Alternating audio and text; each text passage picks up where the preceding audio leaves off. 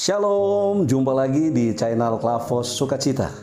Puji Tuhan, hari ini kita tepat berada pada tanggal 24 Desember, di mana kita semua akan memperingati hari ini sebagai Malam Kudus, di mana peristiwa kelahiran Tuhan Yesus yang lahir ke dunia di kandang Bethlehem.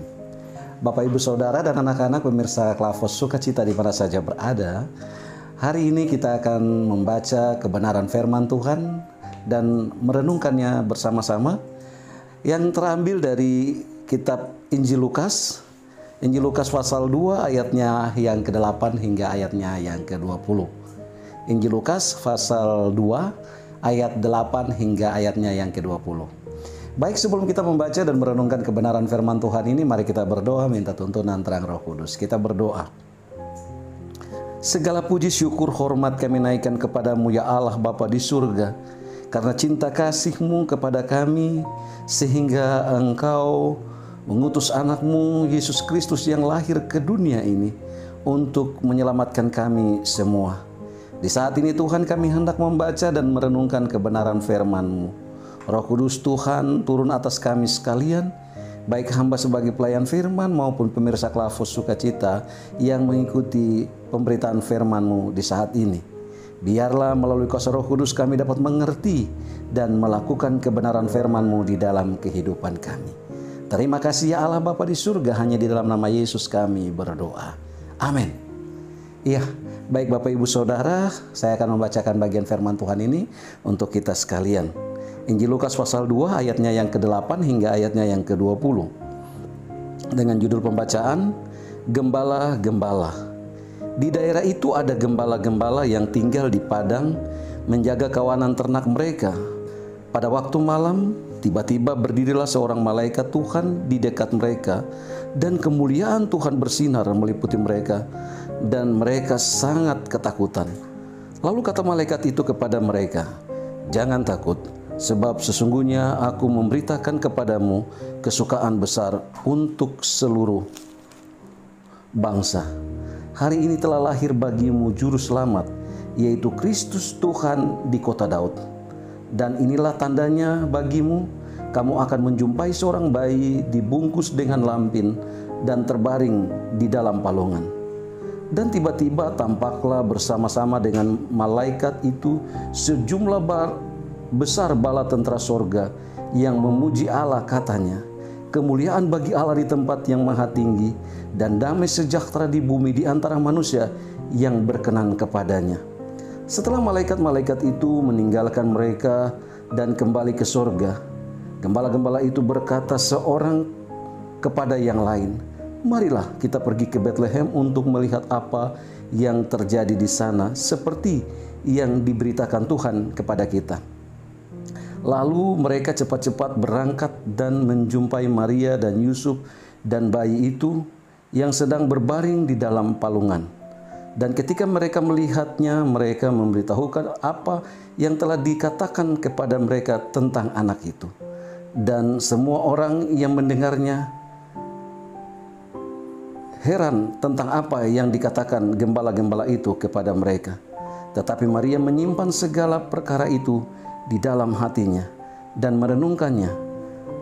Maka kembalilah gembala-gembala itu sambil memuji dan memuliakan Allah, karena segala sesuatu yang mereka dengar dan mereka lihat semuanya sesuai dengan apa yang telah dikatakan kepada mereka. Puji Tuhan Bapak, Ibu, Saudara, dan anak-anak sekalian. Iya, kisah kelahiran Yesus sering kita baca dan dengar. Bahkan kisah ini secara berulang-ulang diberitakan atau diceritakan, dikhotbahkan, apalagi pada saat-saat Natal. Nah, pernahkah terpikir di benak kita atau bahkan merenungkan bersama-sama bahwa kita melihat sifat atau karakter yang dimiliki dari tokoh-tokoh yang ada di dalam kisah kelahiran Tuhan Yesus ini? Nah, dari para tokoh itu kita mulai menilai diri kita, bagaimana diri kita? Apakah ada sifat atau perilaku kita tercermin dari para tokoh yang ada di tengah cerita tentang kelahiran Tuhan Yesus ini? Nah, baik Bapak Ibu, ada 3 tokoh penting yang hendak kita lihat pada saat ini, yaitu yang pertama kita melihat sosok seorang perempuan yang bernama Maria. Nah, di sini Maria memiliki kelebihan yang menarik hati Tuhan, yaitu ketaatannya yang bulat kepada perintah Tuhan. Nah, hal ini juga jelas tergambar dalam responnya ketika mendapat berita bahwa dia akan mengandung dan melahirkan seorang anak laki-laki. Dan dalam situasi waktu itu bahwa dia belum menikah, ya, statusnya masih bertunangan. Nah, apa nanti pandangan orang terhadap dirinya? Apa nanti pandangan Yusuf terhadap dirinya? Namun Maria melihat segala sesuatu itu karena perintah Tuhan, sehingga segala risiko yang akan dia hadapi dan dia alami, Maria menerima semuanya itu.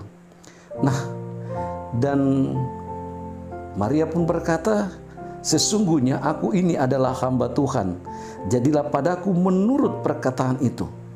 Nah, ketaatan inilah yang membuat Maria menerima rencana Tuhan yang besar di dalam hidupnya. Nah, untuk itu Bapak Ibu Saudara, segala risiko dalam kehidupan ini akan kita jalani. Tetapi sampai sejauh mana ketaatan kita kepada Tuhan di dalam menerima kehendak Allah yang harus kita lakukan di dalam kehidupan ini hari lepas hari. Hal yang menarik juga akan kita belajar dari para gembala.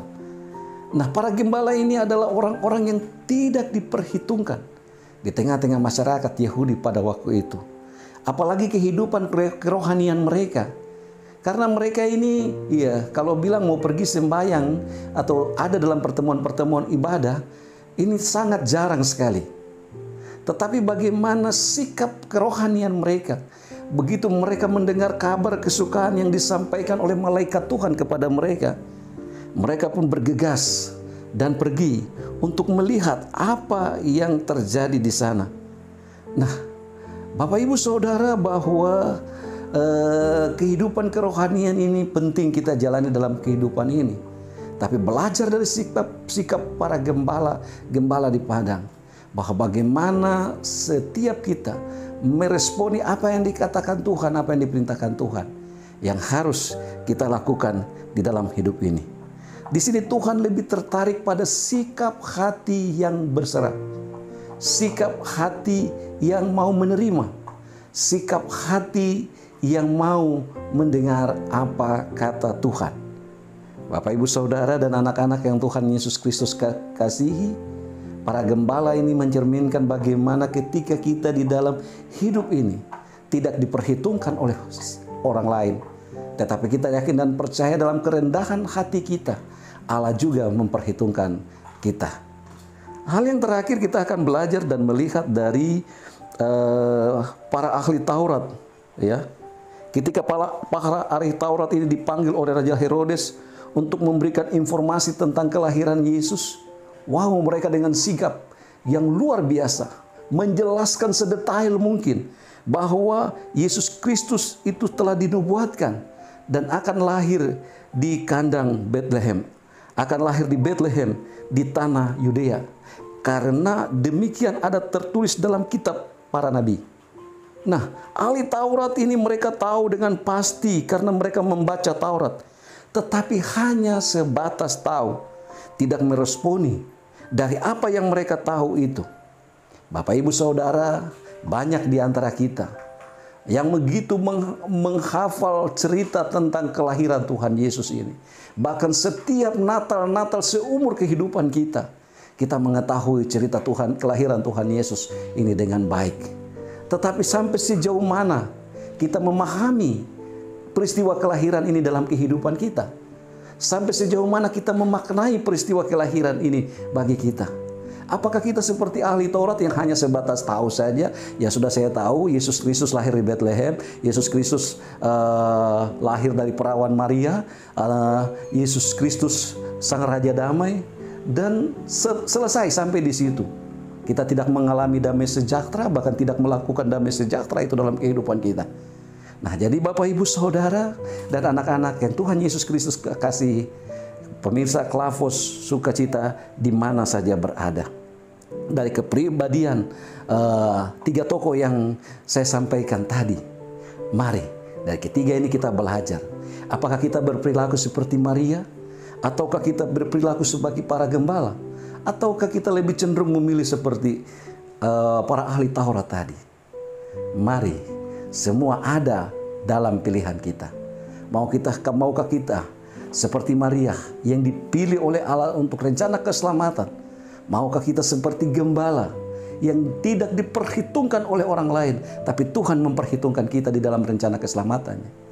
Ataukah kita hanya peristiwa Natal ini hanya sebatas tahu saja, selebihnya kita tidak berbuat apa-apa?